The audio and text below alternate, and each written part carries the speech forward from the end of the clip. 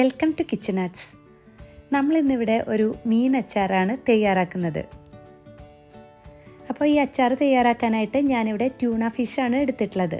ഏകദേശം ഒരു 700 ഗ്രാം, അതായത് ഒരു 3/4 കിലോയ്ക്ക് എടുത്ത് ഞാനിത് കട്ട് ചെയ്തെടുത്തിട്ടുണ്ട്. നമുക്ക് അത്യാവശ്യം ഫ്ലഷ് കട്ടിയുള്ള ഏത് ഫിഷ് ഉപയോഗിച്ചിട്ടും നമുക്ക് ഈ റെസിപ്പി തയ്യാറാക്കിയെടുക്കാം. അപ്പോൾ ആദ്യം ഇതൊന്ന് മാരിനേറ്റ് ചെയ്യാനായിട്ട് ഞാനിവിടെ 2 ടീസ്പൂൺ ഉപ്പും അതുപോലെ 1/2 ടീസ്പൂൺ മഞ്ഞൾപ്പൊടി ഇട്ട് കൊടുത്തിട്ടുണ്ട്.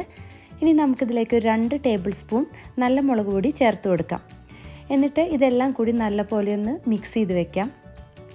ഇത് ഒരു 15-20 മിനിറ്റ് നേരം ഇതുപോലെ ഒന്ന് മാരിനേറ്റ് ചെയ്ത് വെച്ച ശേഷം അടുത്തതായിട്ട് നമുക്കിത് ഫ്രൈ ചെയ്തെടുക്കാം. അതിനായിട്ട് ഞാനിവിടെ ഒരു പാൻ വെച്ചിട്ടുണ്ട്. അതൊന്ന് ചൂടായി വരുമ്പോൾ നമുക്കിതിലേക്ക് ഓയിൽ ഒഴിച്ചു കൊടുക്കാം. നമ്മളിപ്പോൾ അച്ചാർ ഉണ്ടാക്കാനായിട്ട് ഏത് ഓയിലാണോ ഉപയോഗിക്കുന്നത് അത് ഒരു 1.5 കപ്പ് ഇതിലേക്ക് ഒഴിച്ചു കൊടുക്കാം.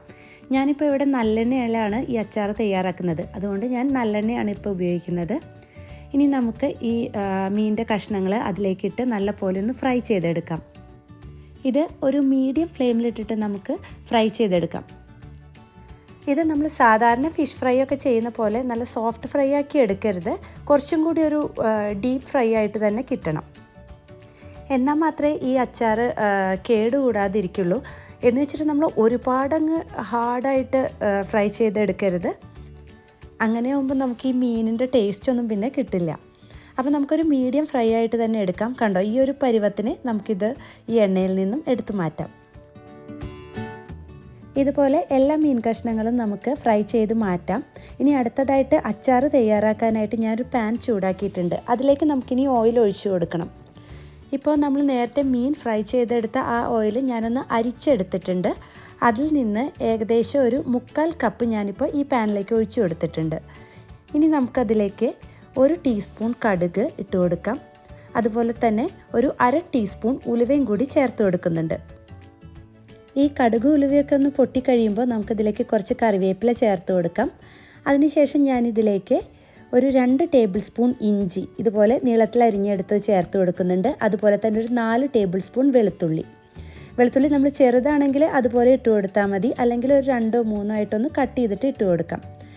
പിന്നെ ഒരു 3-4 പച്ചമുളക് ഇത്രയും ചേർത്ത് കൊടുത്തിട്ട് നമുക്കൊരു മീഡിയം ഫ്ലെയിമിൽ 1 മിനിറ്റ് ഒന്ന് വഴറ്റി കൊടുക്കാം. അതിനുശേഷം നമുക്കിതിലേക്ക് പൊടികളെല്ലാം ചേർത്ത് കൊടുക്കാം. ആദ്യം ഞാനിവിടെ ഒരു 1/2 ടീസ്പൂൺ മഞ്ഞൾപ്പൊടി ചേർത്ത് കൊടുക്കുന്നുണ്ട്. പിന്നെ 1.5 ടേബിൾ സ്പൂൺ മുതൽ 2 ടേബിൾ സ്പൂൺ വരെ നല്ല മുളക് പൊടി ചേർത്ത് കൊടുക്കാം. അപ്പോൾ അത് നമ്മുടെ ഒരു എരിവിനനുസരിച്ച് ഈ മുളക് പൊടിയുടെ അളവൊക്കെ വ്യത്യാസം വരുത്താം. ഒരു 3 ടേബിൾ സ്പൂൺ കാശ്മീരി മുളക് പൊടി, പിന്നെ 1/2 ടീസ്പൂൺ ഉലുവപ്പൊടി, അതുപോലെ തന്നെ ഒരു 3/4 ടീസ്പൂൺ കായം. ഇത്രയാണ് ഇതിലേക്ക് ചേർത്ത് കൊടുക്കുന്നത്.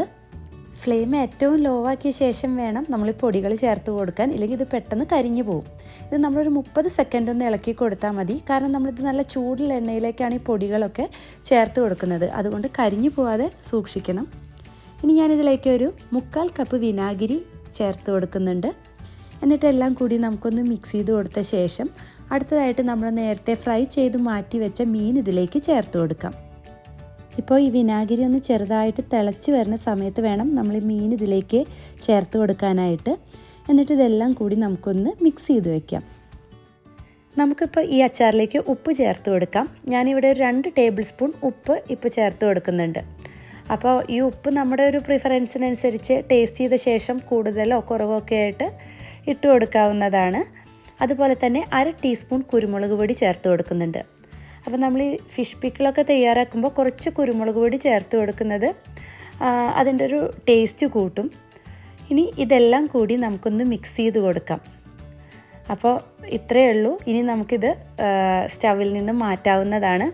അപ്പോൾ നമ്മുടെ ഫിഷ് പിക്കിൾ റെഡി ആയിട്ടുണ്ട്. ഇത് നമ്മൾ ഒട്ടും വെള്ളം ചേർക്കാതെ തയ്യാറാക്കിയതാണ്. അതുകൊണ്ട് തന്നെ ഒരുപാട് കാലം നമുക്കിത് കേടുകൂടാതെ സൂക്ഷിക്കാനും പറ്റും. ഇനി ഇതൊന്ന് ചൂടാറിയ ശേഷം ഒട്ടും ഈർപ്പമില്ലാത്ത നല്ല എയർ ടൈറ്റ് ആയിട്ടുള്ള ഒരു കണ്ടെയ്നറിലേക്ക് മാറ്റി നമുക്ക് സൂക്ഷിച്ച് വെക്കാവുന്നതാണ്.